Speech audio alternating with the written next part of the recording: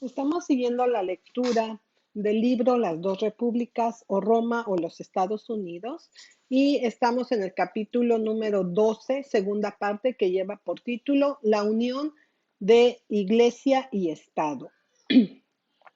Anulinus fue procónsul en esa provincia en África. Para resolver esta cuestión, Constantino emitió el siguiente edicto: Salve nuestro más estimado Anulinus. Este es el curso de nuestra benevolencia, que deseamos aquellas cosas que son justamente ajenas. No solo debe permanecer sin ser molestado, sino que también debe, cuando sea necesario, restaurado. Muy estimado Anulinus, de donde es nuestra voluntad que cuando recibirás esta epístola, si alguna de esas cosas pertenecientes a la Iglesia Católica de los cristianos en varias ciudades u otros lugares sean ahora poseídos por los decuriones o por cualquier otro, esto debes hacer, que inmediatamente sean restaurados a sus iglesias, ya que tenemos previamente determinado que todo lo que estas mismas iglesias antes poseían será restaurado a su derecho. Cuando, por tanto, tu fidelidad ha entendido que este decreto de nuestras órdenes es muy evidente y claro, a toda prisa por restaurar lo antes posible todo lo que pertenece a las iglesias, ya sean jardines o casas o cualquier otra cosa, para que podamos aprender a haber atendido y observado con sumo cuidado este decreto nuestro. Despedida, muy estimado y amado Anulinus. Con esto se hizo evidente que los favores imperiales eran solo para la Iglesia Católica. Tampoco fue suficiente que Constantino debería decidir que todos sus favores eran para la Iglesia Católica. A continuación, debe decidir cuál era la Iglesia Católica. Esto fue provocado por una división que fue creada en la Iglesia de Cartago, que tiene su origen en la persecución tardía. El edicto emitido por Diocleciano había ordenado a los magistrados en todas partes obligar a los cristianos a entregar las escrituras. Algunos cristianos lo hicieron, otros se negaron y sufrieron todo tipo de castigos por no hacerlo. Cuando Constantino formó su alianza con los obispos, Mensurius era obispo de Cartago y algunos de sus enemigos lo habían acusado falsamente de ser uno de los que había entregado las escrituras antes que sufrir. Fueron apoyados por un tal Donatus, obispo de una ciudad de Numidia, y se separaron de la comunión con Mensurius. Cuando Mensurius murió, como la primacía de la iglesia africana fue objeto de ambición a estas dos fiestas, y como esta primacía llevando consigo el patrocinio imperial, hubo varios candidatos. Un cierto Cecilianus fue elegido. Sin embargo, a pesar de las cábalas e intrigas de Botrus y Celesius, dos presbíteros principales que aspiraban a esa dignidad, Botrus y Celesius ahora se unieron a Donatus y su partido, y todos ellos se unieron y apoyaron aún más por una cierta Lucila, una mujer de grandes cualidades, riquezas e interés, y un enemigo declarado de Cecilianos. Esta facción reunió a unos 70 de los obispos de Numidia con el propósito de deponer a Cecilianus como alguien que ha sido elegido ilegalmente.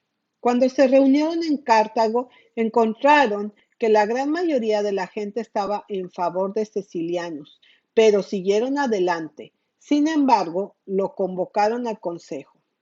Se negó a ir y estuvo bien que lo hiciera, porque uno de ellos ya había dicho de él: si viene entre nosotros, en lugar de dejar nuestras manos sobre él a modo de ordenación, deberíamos eliminar su cerebro por otro de penitencia. Un consejo compuesto de hombres de este carácter es fácil de creer. Fueron fácilmente susceptibles a cualquier influencia que pudiera traer para influir sobre ellos para llevarlos a una decisión. Lucila, por el libre uso del dinero, logró persuadirlos que declararan nula la elección de Cecilianus y el obispado de Cartago vacante. Lo pronunciaron a él y a todos los que tenían con él, se separaron de su comunión y procedieron a elegir y ordenar a un tal Majorinus, que anteriormente había sido uno de los sirvientes de Lucila, pero ahora era un lector en la iglesia. Así estaban las cosas en la iglesia en África, cuando en marzo del año 313 después de Cristo, Constantino envió al procónsul Anulinus el siguiente edicto. Salud para ti, mi estimado Anulinus.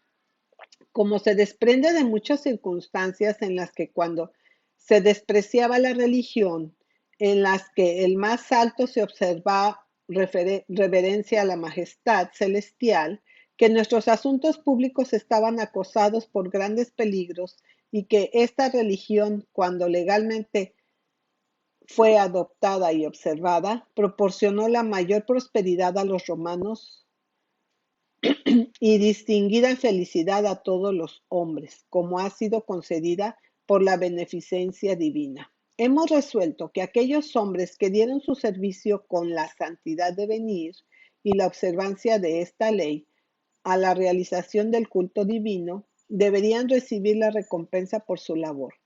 Muy estimado Anulinus, por tanto, es mi voluntad que estos hombres, dentro de la provincia confiada a ti en la Iglesia Católica, sobre que preside Ceciliano, que presenten sus servicios a esta santa religión y a quienes comúnmente llaman clero, serán mantenidos totalmente libres y exentos de todos los cargos públicos, a fin de que no puedan por error o sacrilegio desviar, alejar del servicio debido a la divinidad, sino que puedan dedicarse a su propia ley sin ningún tipo de acoso. De modo que, mientras exhiban la mayor reverencia posible para la deidad, parece que el mayor bien será conferido al Estado.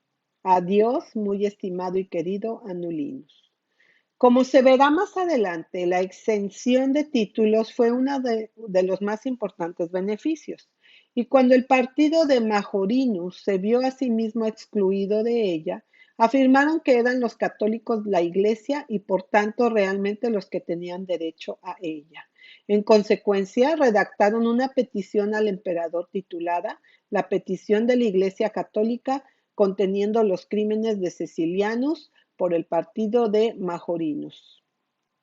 Esta petición solicitó al emperador que se refiriera a los obispos de Galia la controversia entre ellos y Cecilianus.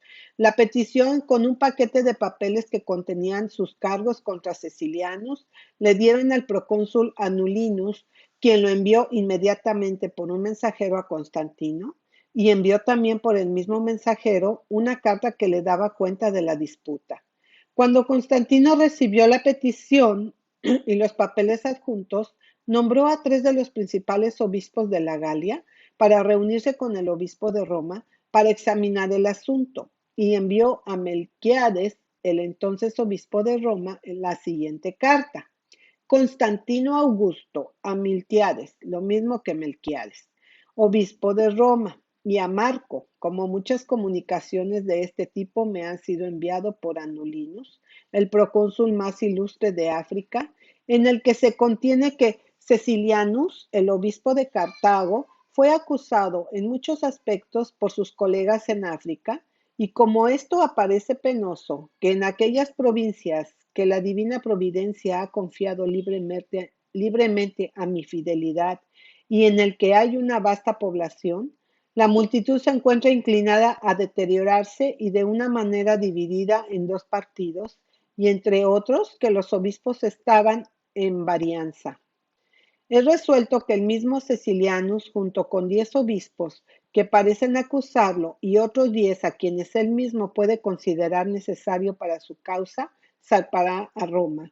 Que tú, estando presente allí, como también Reticius, Maternus y Marinus, sus colegas a quien he mandado que se apresure a Roma para este propósito, puede ser escuchado, como puede comprender más en consonancia con la ley más sagrada. Y de hecho, que puedas tener el conocimiento más perfecto de estos asuntos. He adjuntado a mi propia epístola copias de los escritos enviados a mí por Anulinus, y los envió a sus colegas antes mencionados, en que leerá tu gravedad y considerará de qué manera lo dicho. La causa puede investigarse con mayor precisión y decidirse con justicia. Desde que ni escapa a tu diligencia que muestro tal consideración por la Santa Iglesia Católica, que le deseo en general que no deje lugar para cisma o división. Que el poder del gran Dios te guarde muchos años, muy estimado. Varios otros obispos, además de los nombrados en esta carta, fueron nombrados por el emperador para asistir al concilio, de modo que cuando se reunió el consejo había 19 miembros. Según la carta de Constantino, así como en virtud de su propia posición, Melquiades presidió el concilio y así comenzó a cosechar en reconocimiento imperial y autoridad conjunta el fruto de la oferta que hizo cuando en el año 311 envió esa carta y delegación de obispos a Constantino en la Galia, invitándolo a la conquista de Roma y la liberación de la iglesia. El consejo se reunió en los aposentos de la emperatriz en el Palacio de Letrán en Roma, el 2 de octubre del año 313. Aparece Ceciliano en persona y Donato vino como su acusador. El consejo decidió que ninguno de los cargos fueron aprobados, pronunciando a Cecilianus inocente y Donato un calumniador y el autor principal de todo el argumento. Su decisión, con un relato completo de los procedimientos, fue enviado inmediatamente a Constantino. Los donatistas apelaron al consejo para el emperador, exigiendo un consejo más amplio, con el argumento de que los obispos que compusieron esto fueron parciales, prejuiciosos y había actuado apresuradamente. Y además de esto, eran muy pocos en número apropiadamente para decidir un asunto de tan gran importancia.